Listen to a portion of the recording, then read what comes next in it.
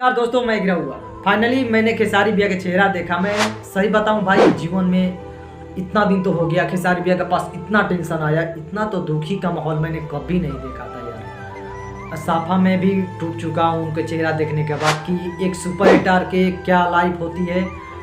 मतलब कि सबके चेहरा भी ऐसे ही होता है भाई। इतना बड़ा एग्रीमेंट और फंस जाए तो उनके चेहरा पर क्या बीतेगा वो हमको भी पता है।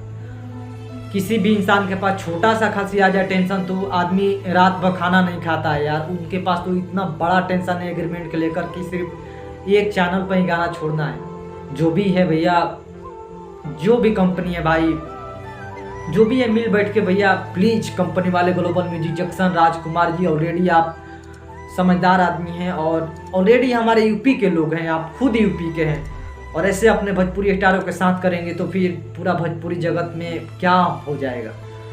एक स्टार दुखी है ऑलरेडी। जो भी आपका फंडामेंटल एग्रीमेंट हो रहा है प्लीज उसके जल्द से जल्द शर्ट आउट कीजिए। बस यही निवेदन है आपसे, प्लीज आपकी कसम जल्दी से जल्दी ठीक कर दीजिए। मतलब अखिलेश कश्यप गए थे भाई, खेसारी भैया भले मुस्कुरा रहे अंदर से, लेकिन ऐसा लग रहा है कि भाई बहुत अंदर से टूटे हुए। मैंने तो ऐसा नहीं देखा था, खाना पीना बंद हो जा गया है साफा यार, ऐसा लग रहा है।